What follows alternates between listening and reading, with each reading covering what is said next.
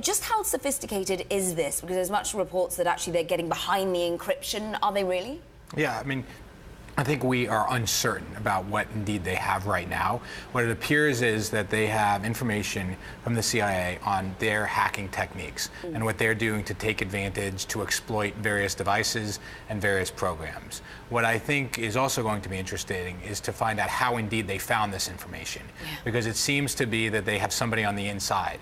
And this will be yet again a major breach by an insider of the United States intelligence community. And I think that's just as troubling as these leaks themselves, because how can we really ensure that our most secret information is indeed held and secure in the way that we need and we trust it?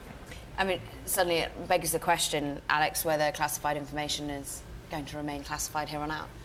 I think we've demonstrated time and time again that secrets don't remain secret for long, and there are far too many secrets here, secrets that impact U.S. civilians on a pretty regular basis. I have a Samsung TV sitting in my bedroom. My daughter has one in her room, and it really raises the question that, well, backing up a bit, the U.S. government today has a policy on disclosing vulnerabilities as a means of course, except for when they're needed in rare instances of national security.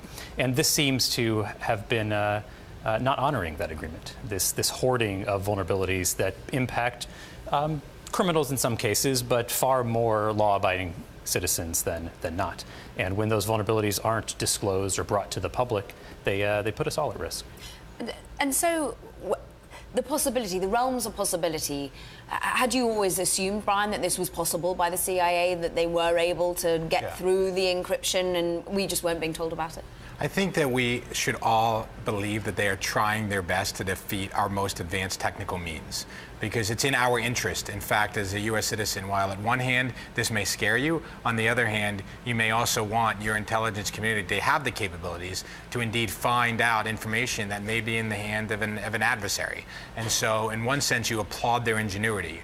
On the other hand, however, I think you need to be more and more concerned about how far this keeps going, and I think this is yet another rift in the Silicon Valley, Washington, Silicon Valley intelligence community divide, because what it seems to be is that they are indeed targeting now more and more devices that are connected, and indeed they are also targeting these applications that are built on the fundamental premise of encryption.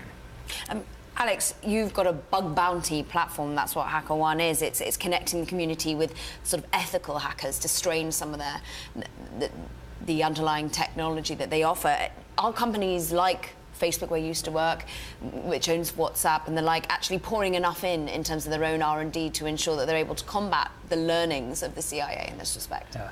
Something that everyone who uses our platform and engages with the hacker community realizes is that, of course, there is vulnerabilities in technology. That's not the surprising news today. The surprising news today is that there are vulnerabilities identified that haven't been immediately reported and remediated so that we're all protected.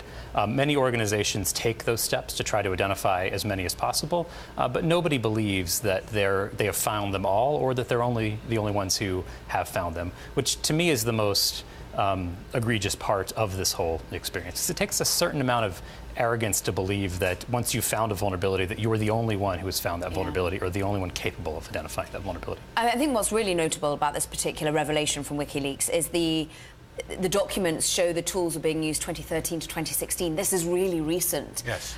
Brian, and the vulnerabilities therefore likely to still be there, or will the likes of the ethical hackers shown that Samsung TVs perhaps could get a little bit safer, and WhatsApp does need to ensure that its phones can sometimes be broken into and then hacked pre-encryption? Yeah, I think, well, yes, I think many of those are probably still there. I think as we speak, people are trying to go through the information and see what was disclosed and what they may not know. And there is work being done to ensure that those holes are being patched very rapidly.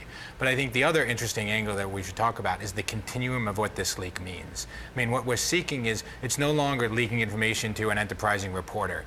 It is giving, troves of documents to somebody to then publish widely. And that really starts to call into question how we're going to actually have an intelligence community. And the question for the hacker community is this the behavior that they're encouraging, which is to go ahead and take as much information available and disclose that, rather than just disclose one important issue? What does your hacker community think, Alex? Because WikiLeaks has been around for several years, and whether you like it or loathe it, these sorts of pieces of information do get into the public domain, and they feel it's for force for good in many ways.